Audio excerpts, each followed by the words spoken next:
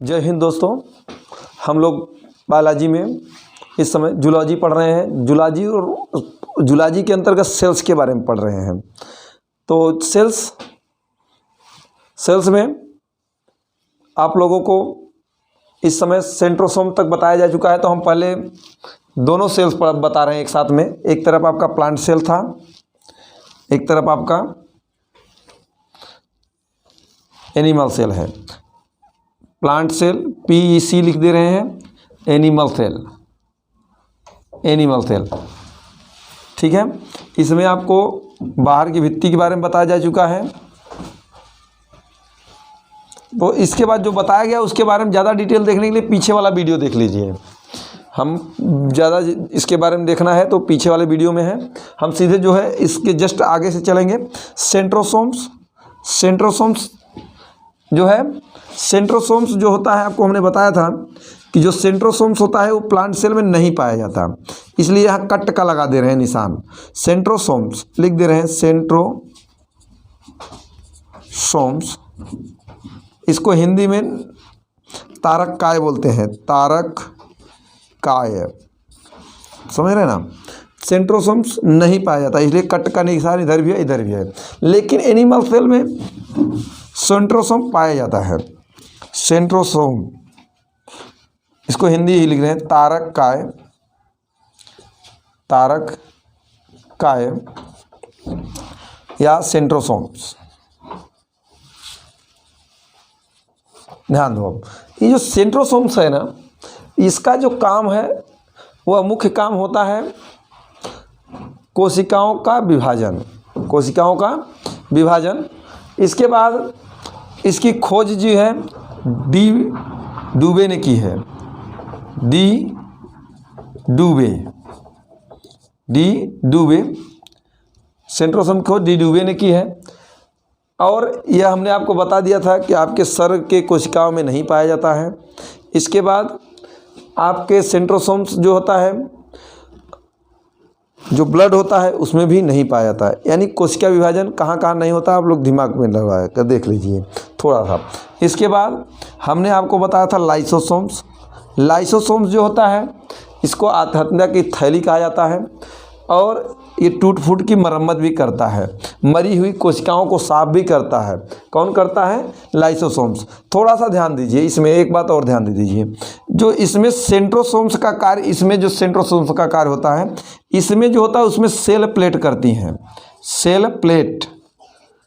Plate ध्यान दीजिए थोड़ा सा।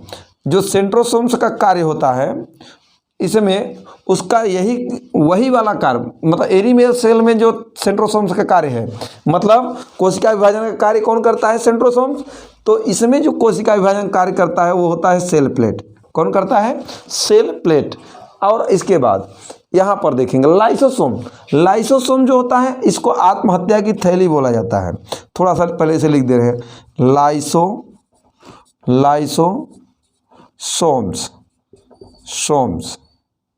लाइसोसोम्स इसको बोलते हैं आत्महत्या की थैली। आत्महत्या की थैली क्यों बोलते हैं? क्योंकि इसमें एक प्रकार का एंजाइम पाया जाता है जिसका नाम है हाइड्रोलाइटिक्स एंजाइम। हाइड्रोलाइटिक्स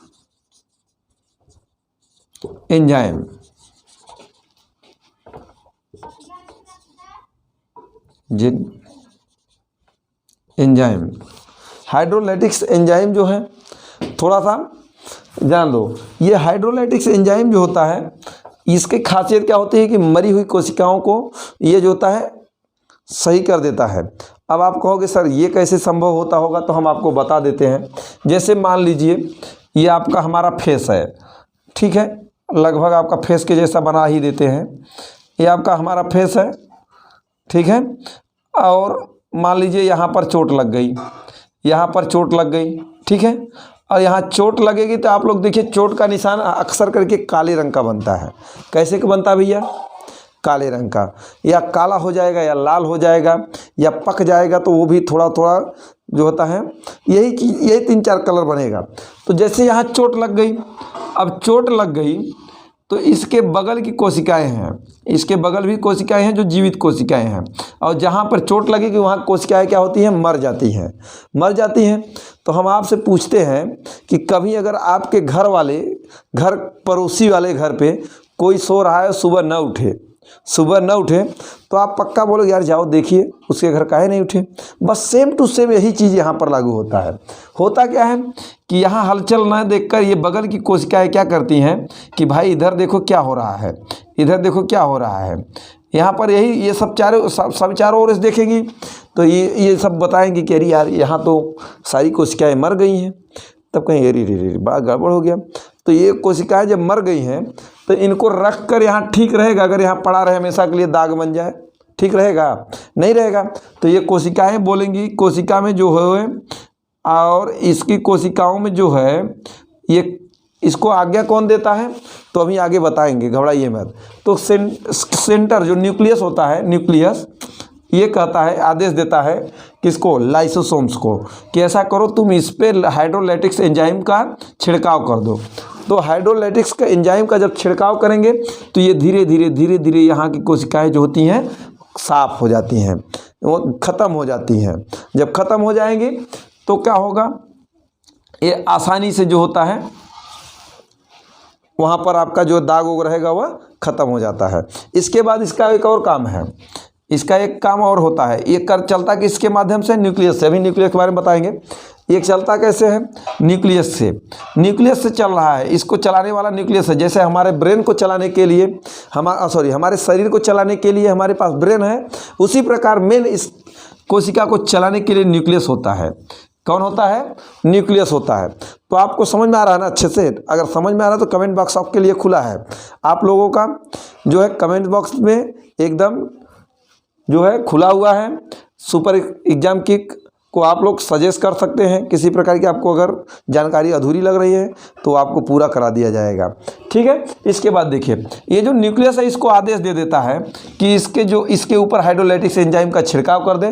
तो लाइसोसोम जो होता है इसके अंदर जो है छिड़काव कर देता है और आसानी से जो है यहाँ आपके दाग धब्बे जो होते हैं वो दूर हो जाते हैं। इसके बाद ध्यान दीजिए, इसके बाद इसको आत्महत्या की थैली क्यों कहा जाता है? ये कोशिका को भी मार सकती है। इसके अंदर खासियत होती है कि ये कोशिका को भी समाप्त कर सकती है। जैसे मान लो इसमें क्या क्या था, एक है माइटोकॉन्ड्रिया था, गोल्गी बॉडी है, और क्या था, गोल्गी बॉडी था। इसमें भी ऐसे था, माइटोकॉन्ड्रिया, गोल्गी बॉडी। इसके बाद एंडोप्लाज्मिक रेटिकुलम, यहाँ भी इंडोप्लाज्मिक रेटिकुलम आपका सेंट्रोसोम्स है। अभी और है कोशिकाएं, ध्यान दीजिए।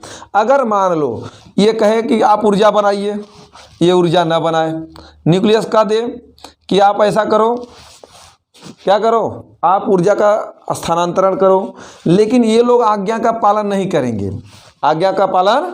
करेंगे, तब कहेगा, ये आदेश देगा किसको, लाइसोसोम्स को, कहेगा ऐसा कर भैया तो ही ब्लास्ट हो जा। तो ये क्या करेगा, अपने आप को फोड़ लेता है। तो इस सब के ऊपर क्या छिड़काव हो जाता है, हाइड्रोलाइटिक्स एंजाइम। और जैसे ही हाइड्रोलाइटिक्स एंजाइम इस पर छिड़क जाएगा, सारे के सारे जो कोशिकांग होते हैं वह सब मर जाते हैं। इसीलिए इसको कहते हैं आत्महत्या की थैली। आशा कर रहे हैं आपको बहुत अच्छे से समझ में आ रहा होगा। आगे देखते हैं। ये तो हो गया इतनी बात। इसमें और भी अभी हैं, और भी अंग हैं, कोशिकांग हैं। एक भी चीज़ आपका सोचेगा नहीं। तो आपको इंडोप्लाज्मिक रेटिकुलम में बताया गया है क्या क्या, राइबोसोम्स दो प्रकार के, क्या क्या, एक होता है 70S, एक होता है 80S। 70S हल्का होता है, इसलिए ये ऐसी कोशिकाओं में पाया जाता है जो पूर्ण रूप से विकसित नहीं होती हैं, इसलिए उनको पूर्ण रूप से जो विकसित नहीं होती उन्हें प्रोकैरियोटिक कहते हैं। और 80S जो होता है वह भारी कोशिका, ये एक प्रकार से पूर्ण विकसित कोशिका है और ये भारी प्रकार जंतुओं में पाया जाता है। जैसा आप लोग जानते ही हैं, ये इसमें छिपा हुआ है दो चीज़। और इसके बाद और क्या बताया गया था कि जो चिकना वाला भाग होता है उस पे स्मूथ में जो होता है वहाँ पर वसा पाया जाएगा, और जो भाग खुरदरा होगा वहाँ पर प्रोटीन का निर्माण होगा, राइबोसोम्स का, ठीक है। इसके बाद आप चलते हैं आगे क्या है देखिए, इसके बाद इसमें पाया जाता है वैक्यूम जो होता है ये खाली स्थान को बोलते हैं, इसको रिक्तिका बोला जाता है। रिक्तिका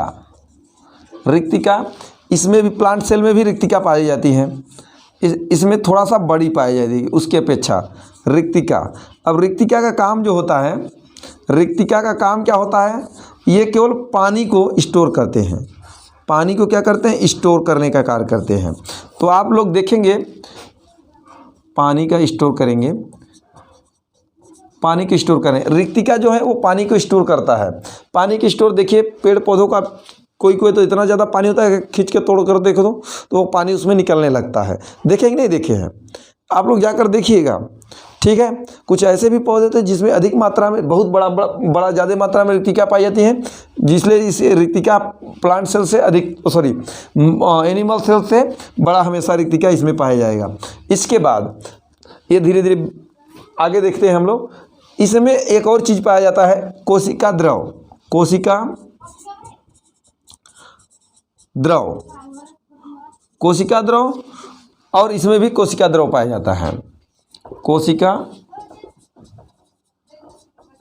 द्रव, कोशिका द्रव, कोशिका द्रव जो होता है यह एक प्रकार का एकदम गाढ़ा तरल पदार्थ है जो इसमें हमेशा भरा रहता है। हम आपसे पूछते हैं, जैसे ये सब अंग इसमें है, अगर इसमें द्रव न होता तो क्या ये एक स्थान बने रहते, इसमें तैरते रहते, नहीं तैर पाते, इसलिए इसमें कोशिका द्रव भरा रहता है। इसके बाद इसमें से क्या किया गया, कुछ वैज्ञानिक बहुत जानते हो शोध करते रहते हैं, इंजेक्ट करके, इंजेक्शन के द्वारा इसमें से कोशिका द्रव को निकाल लिया गया। क्या निकाल लिया गया, कोशिका द्रव। तो वैज्ञानिकों ने देखा कि इस कोशिका द्रव के निकालने के परिणाम स्वरूप सभी कोशिकांग मर गए हैं, सभी कोशिकांग मर गए। तो जब सभी कोशिकांग मर गए लेकिन एक जिंदा रह गया, कौन, न्यूक्लियस। कौन जिंदा रह गया, न्यूक्लियस। तो वैज्ञानिकों ने सोचा कि आखिर ये क्यों जिंदा रह गया, तो उसमें भी शोध किया गया, पाया गया कि इसमें भी द्रव, इसका खुद का द्रव भरा रहता है, जिसको केंद्रिका द्रव बोलते हैं। क्या बोलते हैं भैया, केंद्रिका द्रव। केंद्रिका द्रव, ध्यान दो, यहाँ कोशिका द्रव, इसके अंदर जो केंद्रक के अंदर जो पाया जाएगा उसको बोलेंगे केंद्रिका द्रव। केंद्रिका द्रव, देखो कोशिका द्रव और केंद्रिका द्रव यहाँ भी है, तो इसका भी केंद्रिका द्रव, केंद्रिका द्रव। अब देखो कोशिका द्रव, केंद्रिका द्रव, इन दोनों को मिलाकर, इन दोनों को मिलाकर, देखो ध्यान से आप समझो, इन दोनों को मिलाकर, यहाँ भी इन दोनों को मिलाकर जो बनता है उसे कहते हैं जीव द्रव्य। क्या कहते हैं, जीव द्रव। क्या बनता है, जीव द्रव। इतना तो दिमाग में आ ही गया होगा कि जीव द्रव्य क्या है, केंद्रिका द्रव, न्यूक्लियो लिक्विड, और इसके बाद कोशिका द्रव, दोनों को मिलाकर जब बना गया तो वो कहलाएगा जीव द्रव। क्या कहलाएगा, जीव द्रव। आशा कर रहे हैं आप लोगों को अच्छे से समझ में आ रहा होगा। हम इसके बाद ये आप लोगों को अगर आपको नोट डाउन करना है तो नोट डाउन कर लो, इसके बाद नहीं तो इसका जो है आप लोग स्क्रीनशॉट भी ले सकते हैं, ठीक है। अच्छा तक में यार देख लीजिए, देखिए मिटाने से अच्छा है कि इसी में कहीं एडजस्ट कर देते हैं, केवल प्लांट सेल में बताना, इसमें नहीं बताना है। तो देखिए प्लांट सेल में एक चीज़ पाया जाता है, लवक। क्या पाया जाता है, लवक, जिसको कहते हैं प्लास्टिड। ध्यान देना, क्या कहते हैं, प्लास्टिड या लवक। लवक, लवक को इंग्लिश में कहते हैं प्लास्टिड। सर प्लास्टिड कहेंगे क्या होता है, तो प्लास्टिड जो है ये केवल पेड़ पौधों में ही पाया जाता है और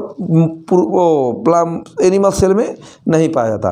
तो आप कहोगे सर इसमें क्यों नहीं पाया जाता, क्योंकि इसमें भी तो कोई ऐसे तत्व है जो इसमें पाए जाते तो इसमें नहीं पाए जाते। आप लोग अभी पढ़ते पढ़ते इतना तो आइडिया आ ही गया है ना, क्या नहीं पाया जाता। तो आप कहोगे सर इसमें तारक काय पाया जाता, इसमें नहीं पाया जाता। सेंट्रोसोम, इसमें कोशिका भित्ति पाई जाती तो उसमें कोशिका भित्ति नहीं पाई जाती। दिख रहा है ना आसानी से। तो अब देखिए लवक जो होता है, लवक, लवक के कारण ही कोई पौधा हरा रहता है, कलरफुल होता है, कुछ भी चीज़ हो। इसके बाद प्रकाश संश्लेषण में लवक काम करता है। तो इसको हम 3 भागों में बांटते हैं। लवक को कितने भागों में बांटेंगे, 3 भागों में। अब आप कहोगे सर कितने भाग, 3 कौन कौन से, तो आपको यहीं लिख दे रहे हैं 3 कौन कौन से, ये देख लो। पहला है वर्णी लवक।